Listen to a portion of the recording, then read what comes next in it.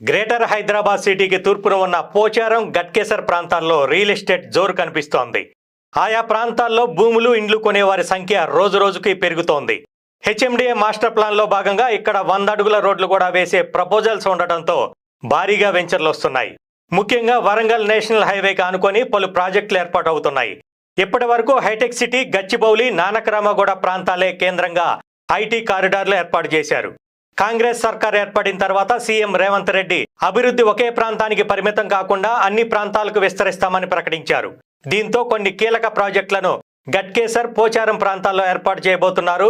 ఇందులో భాగంగా ఐటీ కంపెనీలను పెద్ద ఎత్తున తీసుకురాబోతున్నట్లుగా ప్రచారం జరుగుతోంది. ఇప్పటికే ఇన్ఫోసిస్ ఉండగా దీనికి తోడు మరిన్ని ఐటీ కంపెనీలు, ఇతర ప్రాజెక్టులు వస్తాయని తెలిసి రియల్ ఎస్టేట్ వ్యాపారులు అధిక సంఖ్యలో కొత్త వెంచర్లకు సిద్ధమవుతున్నారు. గట్కేసర్లో ఇప్పటికే చదరపు గజానికి 40,000 పలుకుతోంది. గట్కేసర్, పోచారం ప్రాంతాలు ఓఆర్ఆర్ ప్రాజెక్టుకు సమీపంలో ఉండటం, గట్కేసర్ మున్సిపాలిటీగా మారటం, హెచ్ఎండిఏ మాస్టర్ ప్లాన్ అనుసరించి 100 ఫీట్ల రోడ్లు, ఉప్పల్ నుంచి నారపల్లి వరకు 11.6 కిలోమీటర్ల మేరకు ఎక్స్ప్రెస్ వే నిర్మాణం జరుగుతుండటంతో ఆ ప్రాంతాలు అభివృద్ధి చెందుతున్నాయి. వరంగల్ నేషనల్ హైవే విస్తరణతో పాటు సమీపంలోనే పోచారం టౌన్షిప్ ఉండటంతో పోచారం, నారపల్లి, చౌదరిగూడ, అన్నోజిగూడ, గట్కేసర్, శివారెడ్డిగూడ, యానంపేట ప్రాంతాల్లో భూములకు భారీగా డిమాండ్ పెరుగుతోంది. అన్నోజిగూడ పరిసరాల్లో మాల్స్, మల్టీప్లెక్స్లు అందుబాటులో ఉన్నాయి. కొత్తగా మరికొన్నింటిని నిర్మిస్తున్నారు కూడా.